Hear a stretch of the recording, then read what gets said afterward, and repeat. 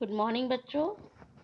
हम लोग संसाधन और विकास चैप्टर शुरू कर चुके थे पहली वाली वीडियो में, जिसमें हमने पढ़ा था कि संसाधन कितने प्रकार के होते हैं, जिसमें आपने उत्पत्ति, समाप्ति, स्वामित्व, विकास इत्यादि के आधार पर पढ़ा था। संसाधनों का हमने देखा था कि किस तरीके से संसाधनों का प्राकृतिक और मानवीय रूप से बंटवारा किया गया है। संसाधन इतने तरीके से जो है प्राप्त होते हैं। उसमें हमने कई चीज़ें, इसमें जैव संसाधन, राष्ट्रीय संसाधन, ये सब हम पहले वाली वीडियो में देख चुके हैं, जिसका मैं डिस्क्रिप्शन बॉक्स में उसका लिंक दे दूंगी। आप पहली वीडियो भी इसमें देख पाएंगे। सतत पोषणीय विकास, पृथ्वी सम्मेलन, संसाधन नियोजन, हम ये सब टॉपिक कर चुके थे। आज हम टॉपिक पर आ रहे हैं भू संसाधन। हमारा आज जो टॉपिक शुरू हो रहा है वो भू संसाधन से शुरू होता है। भू संसाधन का मतलब है भूमि, और हम भूमि का इस्तेमाल कहाँ कहाँ कर सकते हैं। एक तो हमें वनस्पति इसी से मिल रही है, प्राकृतिक वनस्पति, वन्य जीवन इसी पर है, मानव जीवन यहीं पर है। हमारी आर्थिक क्रियाएं यानी कि पैसे से जुड़ी जितनी भी क्रियाएं हैं, चाहे हम फैक्ट्री लगा रहे हों, उपज लगा रहे हों, कोई भी काम हमारा जो है ज़मीन से जुड़ा ही होता है। जो हमारा परिवहन है, एक जगह से दूसरी जगह जाना, संचार व्यवस्था, हर एक चीज़ हमारी भूमि पर ही आधारित है। बिना भूमि के हम कहाँ रहेंगे। और भूमि सीमित है, हम भूमि को बढ़ा भी नहीं सकते। इसीलिए ज़रूरी है कि जितनी भूमि हमारे पास है उसको बहुत ही अच्छी तरीके से इस्तेमाल किया जाए। अगर आप भूमि की बात करें कि भूमि पर किस तरीके की भू आकृतियाँ होती हैं, तो पर्वत, पठार, मैदान, द्वीप, ये इस टाइप की भूमि की आकृतियाँ होती हैं। पर्वत इस तरीके के होते हैं, पठार इस तरीके के होते हैं, जो मैदान होते हैं इस तरीके से समतल होते हैं। द्वीप का मतलब ऐसा इलाका जो कि पानी से घिरा हुआ हो, मतलब भूमि का इलाका जो कि पानी से घिरा हुआ हो। बहुत से ऐसे पर्वत होते हैं जो कि हम देख रहे हैं 30% हमारे पर्वत ऐसे हैं जिससे कि 12मासी नदियों का प्रवाह सुनिश्चित होता है। यानी कि जो पर्वत होते हैं उनके ऊपर जो बर्फ जमी है, जब वो गलती है उसी हिसाब से जो है पानी जो है नदियों में जाता है।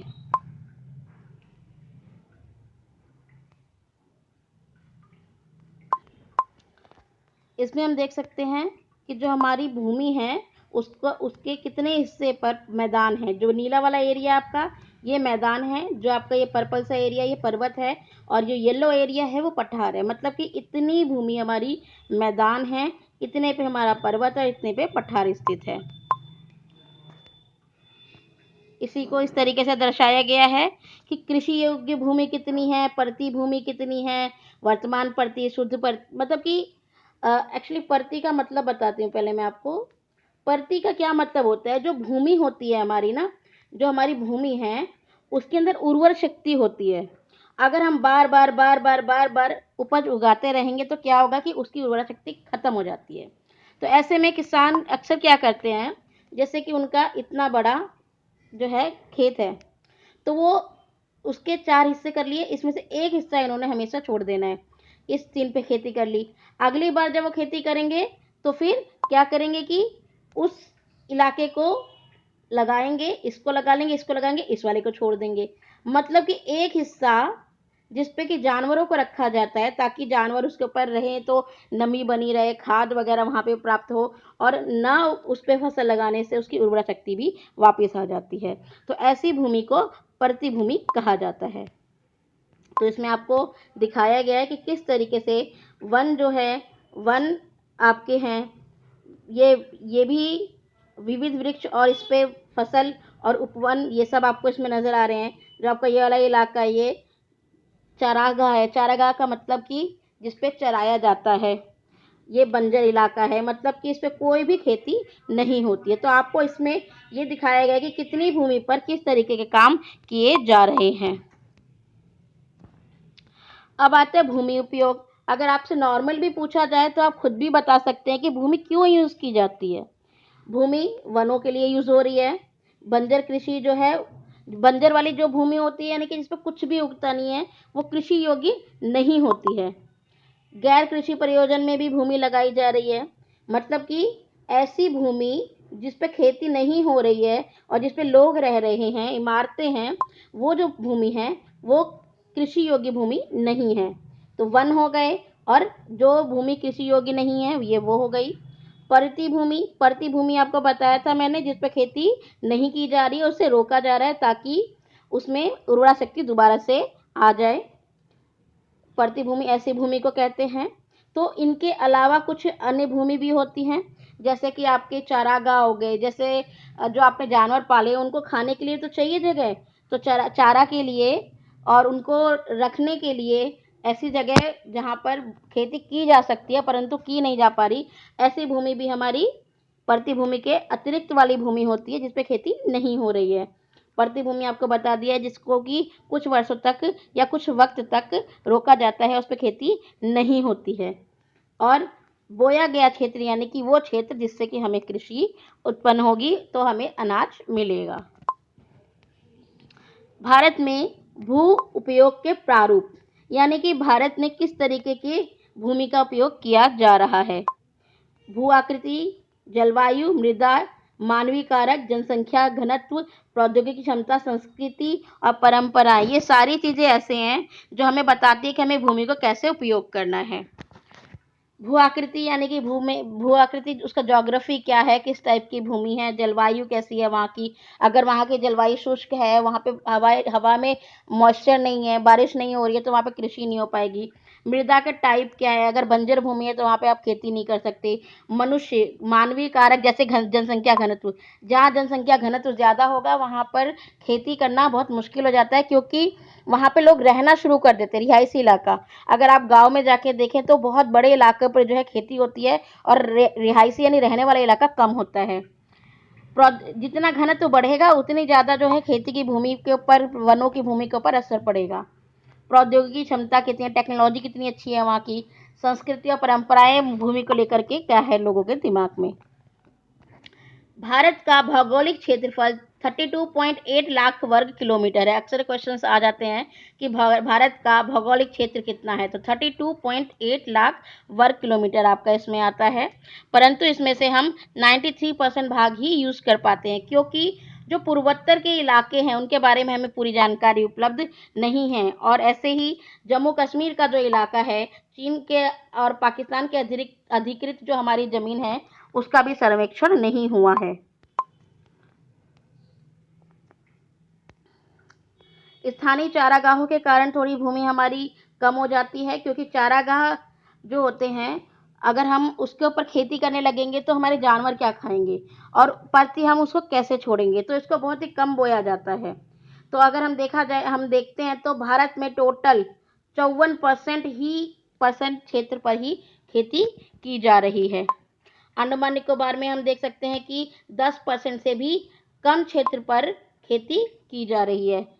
जो हमारे ऐसे इलाके हैं, जो पहाड़ी इलाके हैं, वहाँ पे खेती कम होती है, बहुत ही नाम मात्र की होती है। हमारे देश में राष्ट्रीय वन नीति 1952 में जो है लाई गई, जिसके तहत जो है वनों के सुरक्षित रखने के लिए प्रयास किए गए, क्योंकि किसी भी जगह की परिस्थिति को संतुलन बनाए रखने के लिए ये जरूरी है। ऐसे अगर हम नहीं करेंगे तो कोई भी कहीं का भी वन काट रहा है, कहीं भी शुरू हो जाएगा खेती करना। तो ऐसी स्थिति में जो है, जो हमारी प्राकृतिक संसाधन है, वन है, वो सब नष्ट हो जाएंगे, क्योंकि वन और पूरे जो क्षेत्र होता है वो कहीं एक दिन में नहीं बना, उसको वो काफी वक्त लगता है उसे बनने में। भूमि उपयोग के लिए हम बंजर भूमि को जो है यूज कर सकते हैं। अगर बंजर भूमि को फैक्ट्री वगैरह लगाने के लिए यूज किया जाए तो ज्यादा बेटर है, क्योंकि कृषि योग्य भूमि पर अगर हम कृषि करेंगे और ऐसी भूमि जिस पर कृषि नहीं की जा सकती है उसको उपयोग करेंगे तो हम भूमि का सदुपयोग करेंगे। बंजर भूमि में हम देखते हैं पहाड़ी चट्टाने, सूखी और मरुस्थल भूमि होती है, जिसमें कि कुछ भी उगा पाना बड़ा ही मुश्किल होता है।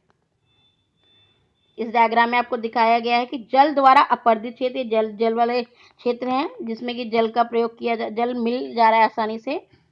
यहाँ पर वन है। ये लवड़ी और छारी का मतलब वो ऐसी भूमि है जहाँ पे आप खेती नहीं कर सकते, और यहाँ वायु द्वारा जो है अपर्दित क्षेत्र दर्शाए गए हैं। अगर आपसे पूछा जाए कि जमीन के अंदर से क्या क्या मिल सकता है, तो आप उसमें खनिजों का नाम लेंगे, जिसमें कि आप चूना पत्थर निकालते हैं, लोहा निकालते हैं। इस तरीके की जो खदानें हैं वो हमारे झारखंड, छत्तीसगढ़, मध्य प्रदेश, उड़ीसा जैसी जगहों पर ज़्यादा है।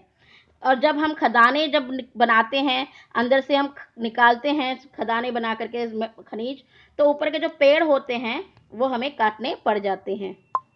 तो हम देख रहे हैं कि पंजाब, हरियाणा जो है ये क्षेत्र, यहाँ पर तो बहुत ज़्यादा कृषि हो रही है, लेकिन अगर हम झारखंड, छत्तीसगढ़ और मध्य प्रदेश देख रहे हैं, तो ये क्षेत्र अपने खान के लिए ज़्यादा प्रसिद्ध है। खान यानी खदान।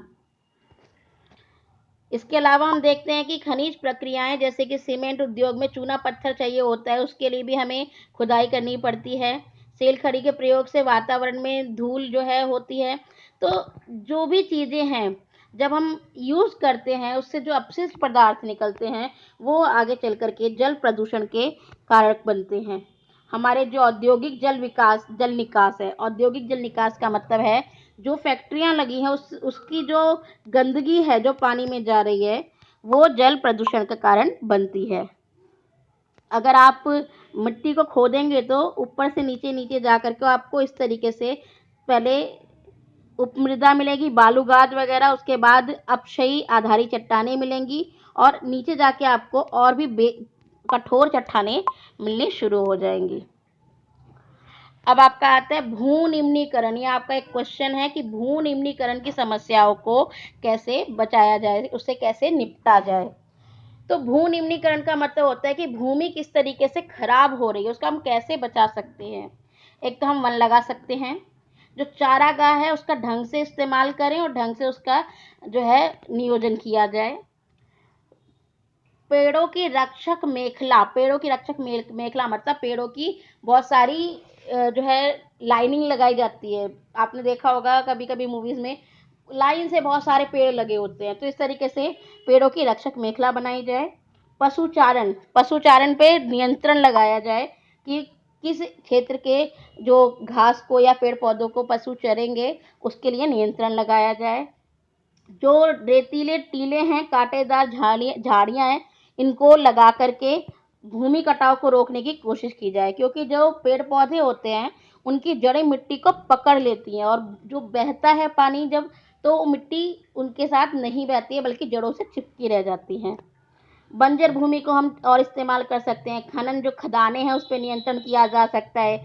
जो औद्योगिक जल है उसको परिष्कृत करके, मतलब उसको डिस्टिल करके, साफ करके ही आगे उसको भूमि या जल तक पहुंचने दिया जाए। तो ये सारे कारण हैं जो भूमि को खराब होने से बचा सकते हैं। आपके मृदा संसाधन, मृदा संसाधन का मतलब होता है जो मृदा है या मिट्टी जो है वो एक संसाधन के रूप में है। अगर आप उसमें देखें तो बहुत सारी चीज़ें आपको नज़र आएंगी जिसके कारण हम उसमें वनस्पति लगा पाते हैं। जो भूमि है उसमें जो प्रकृति तापमान वगैरह है इसके आधार पर हम देखते हैं जो भूमि है उसमें पानी की कितनी मात्रा है, उसमें जल कितना हम प्राप्त कर पा रहे हैं, हवा की मात्रा, हवा में जल की मात्रा कितनी है, हम उसको अपघटन से कैसे बचा पा रहे हैं। ये सारी चीज़ें जो हैं उस भूमि के क्वालिटी को निर्धारित करती हैं। मृदा में होने वाले रासायनिक और जैविक परिवर्तन भी महत्वपूर्ण है, जैसे कि ह्यूमस और अजैव दोनों प्रकार के पदार्थों से मृदा बनती है। जैव ह्यूमस मतलब कि जो खाद होती है, खाद या मनुष्य जो है जो अपशिष्ट पदार्थ वगैरह वो जमीन में डाल देता है। ह्यूमस बेसिकली खाद को कहा जाता है। अगर कोई जानवर जमीन के अंदर दफना दिया जाए तो वो भी ह्यूमस बन जाता है। इस तरीके के पदार्थों से जो है मृदा बनती है। मृदा को हम कई आधारों पे बांट सकते हैं कि मृदा जो है उसके अंदर क्या क्या तत्व हैं, उसका रंग कैसा है, उसकी गहराई कैसा है, मृदा बनी कैसी है, कितना टाइम लगता है, उसमें कौन कौन सी क्वालिटी है। इसके आधार पर मृदा को हम बांट सकते हैं। जब आपसे बात की जाती है मृदा के प्रकारों की, मतलब मृदाओं के वर्गीकरण की, कि मृदा जो है वो किस किस टाइप की होती है, तो इसको समझाने के लिए मैंने यहाँ पर एक पेज अटैच किया हुआ है। जब आप मृदा के बारे में पढ़ेंगे, देखिए मृदा कितने टाइप की हैं, तो ये सारे टाइप्स बताए गए हैं। लाल एवं पीली मृदा, वन मृदा, मरुस्थली मृदा, लेटराइट मृदा, काली मृदा, जलोढ़ मृदा, ये मृदा के टाइप्स हैं। सबसे पहले हम देखते हैं जलोढ़ मृदा। आपको हर एक मृदा के बारे में पढ़ते वक्त ये देखना है कि जो मृदा है वो किस क्षेत्र में पाई जाती है, उसके अंदर क्या होता है। जैसे जलोढ़ मृदा है 45% क्षेत्र में पाई जा रही है, ये पोटास इसमें ज़्यादा होता है, ये सिंधु गंगा और ब्रह्मपुत्र नदी के तंत्रों पर विकसित है। तो मतलब कि ये मृदा कहाँ पाई जा रही है, इसकी क्वालिटी क्या है, आपने वो बता दिया। इसमें मरुस्थली मृदा, इसका कलर बता दिया है, रंग लाल भूरा है, रेतीली है, लवड़ी है, इसमें रेत ज़्यादा है। इसका वातावरण बता दिया गया है कि जलवाष्प इसमें ज़्यादा अधिक होता है, उसका वातावरण में शुष्क वातावरण है, इसीलिए जहाँ पे टेम्परेचर ज़्यादा होने के कारण पानी ज़्यादा उड़ जाता है। इसमें ह्यूमस और नमी कम होती है, और अगर उसमें अच्छी तरीके से सिंचाई की जाए तो इसको और अच्छे से जो है खेती योग्य बनाया जा सकता है। वन मृदा, वन मृदा के अंतर्गत आता है, पर्वतीय क्षेत्रों में ये पाई जाती है। जो पर्वत क्षेत्र है वहाँ पे आप अपने वनों के ज़्यादा देखे होंगे। इसमें जो है पर्यावरण के अनुसार बदलाव आता है। इसमें मृदा दोमट और सिल्टदार होती है। इसमें अधिशिल्क यानी एसिड और ये ह्यूमस रहित होती है, इसमें ये चीज़ें नहीं होती हैं। अब मृदा अपरदन के कारण आते हैं। मृदा कटती क्यों है? कटती क्यों है कि मतलब कि मृदा जो है वो कैसे पानी में बह रही है, खराब हो रही है, तो मृदा अपरदन क्यों होता है? मृदा के कटाव और उसके बहाव की प्रक्रिया को मृदा अपरदन कहा जाता है। अगर बहता हुआ जल जो है मृतिका युक्त मृदाओं को काटते हुए गहरी वाहिकाएं बनाता है तो उसे अवनालिकाएं कहा जाता है। जब मृदा की यानी मिट्टी के ऊपर पानी बहता है तो वो जो लाइनिंग बन जाती है उसे अवनालिकाएं कहा जाता है। ऐसी भूमि खेती योग्य नहीं रह जाती है, इसे उत्खात भूमि कहते हैं। चंबल बेसिन जो है उसमें से खड्ड भूमि कहा जाता है। जब पवन, आपने देखा होगा कि हवा जो है, जैसे यहाँ पे बालू है, उसका पूरा पहाड़ सा है, जब हवा बहती है तो बालू उसके साथ साथ उड़ करके दूसरी जगह जा करके पहाड़ सा बना देती हैं। इसका मतलब ये टिब्बे होते हैं, ये बालू के टिब्बे होते हैं। तो इस तरीके से भी मृदा उठ करके एक जगह से दूसरी जगह चली जाती है। कृषि को अगर हम ढंग से ना इस्तेमाल करें, कृषि नहीं कर रहे हैं ढंग से, अब मान लिया जाए कि खेती हमें ऐसे क्षेत्र पर करनी है, तो आप कैसे खेती करोगे? आप पानी डालोगे, बह जाएगा। तो इसके लिए क्या करते हैं कि सीढ़ीदार खेत बनाए जाते हैं, सीढ़ीदार। यहाँ पर पेड़ पौधे लगा दिए जाते हैं, पानी जब डालोगे तो धीरे धीरे धीरे धीरे ऐसे होकर के जाएगा, और वो पेड़ पौधों की जड़ों के द्वारा पकड़ लिया जाएगा मिट्टी को, तो पानी जो है धीरे धीरे नीचे आने के कारण मिट्टी द्वारा अवशोषित कर लिया जाएगा। तो ऐसे क्षेत्र जहाँ पर खेती करना मुश्किल है वहाँ पर इस तरीके से खेती की जाती है। अब हम देखते हैं इसमें हमें काली मृदा का भी प्रकार इसमें बताया गया है। काली मृदा का मतलब होता है कि जिसमें ऐसी मृदा जिसके अंदर पोटाश की मात्रा बहुत ज़्यादा होती है। इसमें मैग्नाइट है और ये बेसाल्ट चट्टानों के टूटने के कारण बनी है। इसमें आयरन, चूना, एल्युमिनियम, मैग्नीशियम बहुत ज़्यादा है। ये फेमस होती है कपास की खेती के लिए। इसे हम रेगुर के नाम से भी जानते हैं, रेगुर या रेगर कहा जाता है। ये महाराष्ट्र, सौराष्ट्र, मालवा, मध्य प्रदेश और छत्तीसगढ़ के इलाकों में पाई जाती है। लाल एवं पीली मिट्टी, जो लाल एवं पीली मिट्टी है इसमें इसका लाल रंग होता है, कहीं कहीं ये पीला भी होता है। अम्लीय प्रकृति की मिट्टी होती है, इसमें एसिड होता है थोड़ा। चूने का इस्तेमाल इसमें अगर किया जाए तो उर्वरता को बढ़ाया जा सकता है। ये जो मिट्टी है उड़ीसा, छत्तीसगढ़, मध्य गंगा के जो क्षेत्र है, खासी और जयंतिया के जो पहाड़ है उस इलाके में पाई जाती हैं। फिर हम देखते हैं लेटराइट मिट्टी। लेटराइट मिट्टी जो है वो उच्च तापमान और अधिक वर्षा वाले क्षेत्रों में पाई जाती है। भारी वर्षा से अधिक निस्खलन का परिणाम है, मतलब बहुत ज़्यादा बारिश होती है जिसके कारण ये मिट्टी बनती है। चाय और काजू के लिए उपयुक्त है, और ये कर्नाटक, केरल, तमिलनाडु, मध्य प्रदेश, उड़ीसा और असम के क्षेत्रों में ये पाई जाती है। तो इस तरीके से हमने मिट्टियों के प्रकार देख लिए। अब इसमें जो आपको मेन चीज़ें हैं इस चैप्टर की हमने सारी डिस्कस कर ली है कि मिट्टी जो है वो किस तरीके की होती हैं, किस किस टाइप की होती हैं, मिट्टी को जो है कटने से, खराब होने से रोका कैसे जाता है। अब हम इसके क्वेश्चन आंसर पे चलते हैं। बहुवैकल्पीय प्रश्न की तरफ हम चलते हैं। तो पहला क्वेश्चन है हमारा, लौह अयस्क किस प्रकार का संसाधन है? ये एक अनवीकरणीय संसाधन है, यानी कि इसको दोबारा नहीं बनाया जा सकता।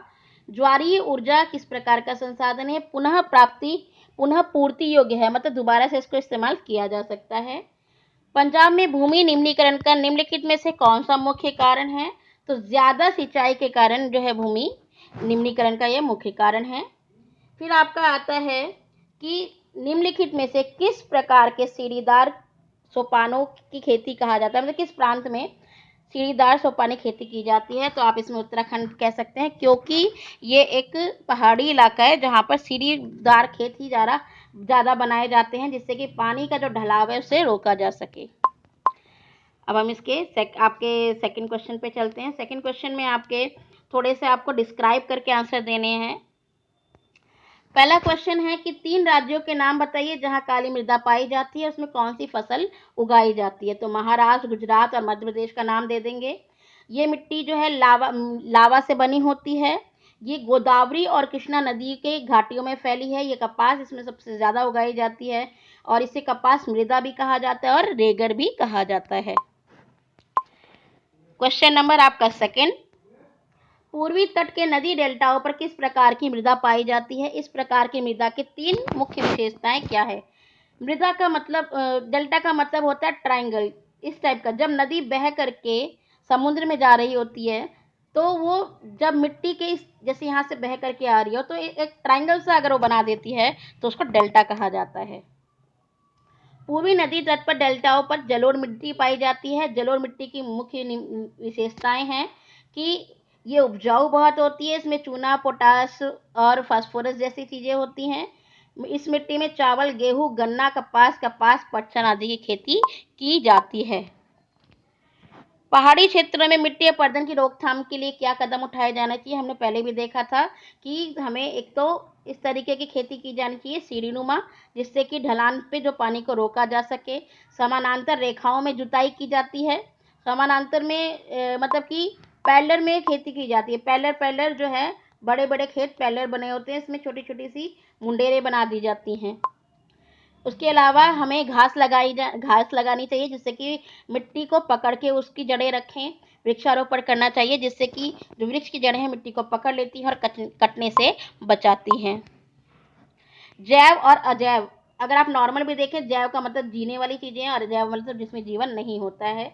तो इसमें आप पेड़ पौधे आपके जैव में आ जाएंगे, पशु पक्षी, मत्स्य, मानव, ये सारे आपके जैव हो जाएंगे। और जिसमें जान नहीं है, जैसे कि चट्टान, खनिज, घर, गाड़ी, ये आपके अजैव में आ जाएंगे। फिर आता है कि जो भूमि है उसमें हमें कोई भी अच्छी महत्वपूर्ण वृद्धि नजर नहीं आ रही है 60-61 के अगर हम टाइम पीरियड में देखें तो। ये ऐसा इसलिए हुआ क्योंकि इस टाइम तक वनों की बहुत लंबे पैमाने पर कटाई हुई। टेक्नोलॉजी के विकास के कारण उद्योग बढ़ गए, कच्चे माल की जरूरत है तो संसाधन को काटा जाने लगा। आर्थिक विकास, पैसे में अगर पैसे आपको चाहिए तो आपकी आय में वृद्धि हो जाती है, तो आपकी जीवन की गुणवत्ता जो है बढ़ जाती है। अब हम क्या करते हैं, हम अधिक उत्पादों का प्रयोग करते हैं। अब हम जो है बस में नहीं जाएंगे, हम अपनी गाड़ी लेंगे। अब गाड़ी लेंगे तो जो है उसके लिए हमें खुदाई करनी पड़ेगी, जमीनों से जो है उसके लिए ईंधन प्राप्त करना पड़ेगा, लोहा प्राप्त करना पड़ेगा। जितने आपकी गुणवत्ता बढ़ती है, वनों के ऊपर भी आपका जो है दबाव उतना ज़्यादा बढ़ जाता है। अगर आपको खदानों का इस्तेमाल करना है तो आपको वन काटने पड़ेंगे। अगर आपको बिजली बनानी है तो उसके लिए आपको अगर कोयले की ज़रूरत है तो आप वन और जो है वन का इस्तेमाल करेंगे, लकड़ियों का इस्तेमाल। और आप ज़मीन से जब खुदाई करते हैं तभी भी आपको वनों को काटना पड़ेगा। तो ये सारी चीज़ें हैं, कई परियोजनाएं होती है जिनके कारण वनों को काटना पड़ता है। तो इसमें हमें ये दिख रहा है कि वनों को लगाने से ज़्यादा उसके उपयोग के ऊपर ज़्यादा ध्यान दिया जा रहा है, इसीलिए वनों को काटा जा रहा है और हमें कोई महत्वपूर्ण वृद्धि नज़र नहीं आ रही है। अब आता है कि प्रौद्योगिकी और आर्थिक विकास ने किस तरीके से संसाधनों को हमने अब ज़्यादा उपयोग करना शुरू कर दिया है। टेक्नोलॉजी, प्रौद्योगिकी मतलब होता है टेक्नोलॉजी। अगर हमारा टेक्नोलॉजी ज़्यादा अच्छी आ जाती है और हमें आर्थिक विकास करना है तो हमें संसाधनों का इस्तेमाल ज़्यादा करना पड़ता है। मान लिया हमने उद्योग लगा दिए, हमें कच्चा माल तो उन्हीं से मिलेगा, तो हम संसाधनों का ज़्यादा इस्तेमाल करेंगे। जब आय में वृद्धि हो जाएगी तो हम तब भी उसका इस्तेमाल ज़्यादा करेंगे। जब हमारी आय में वृद्धि होती है तो संसाधनों पर दबाव बढ़ जाता है। जैसा कि मध्यम वर्ग के जीवन में हम देख रहे हैं कि वाहनों में जो है वृद्धि हुई है, पेट्रोल की खपत में भी वृद्धि हुई, और बढ़ती जनसंख्या को रखने के लिए, आवास प्रदान करने के लिए भी वनों को काटा जाता है। तो ये क्वेश्चन थे जिसमें कि आपको बताया गया कि वनों को जो है उसमें वृद्धि क्यों नहीं हो रही। हम विकास इतना कर चुके हैं, हमारे विकास से वनों की वृद्धि पे भी असर पड़ रहा है। तो बच्चों, इस तरीके से आपके हमने सारे क्वेश्चन आंसर करा दिए, आपको चैप्टर समझा दिया है। अब आप इस क्वेश्चंस को अपने कॉपी में कर लीजिएगा, और जो चीज़ भी अगर आपको समझ नहीं आ रही है तो आप कमेंट बॉक्स में बता सकते हैं। आपको वीडियो पसंद आई तो लाइक, शेयर, सब्सक्राइब ज़रूर करें। सब्सक्राइब करने के कारण आपको जो भी मैं सब्सक्राइब भी कर लें, और जो बेल आइकन है उस पर भी क्लिक कर दें। इससे क्या होता है कि जब भी मैं आपको कोई भी वीडियो डालूंगी इस चैप्टर की तो आपको आराम से वो मिल जाएगी।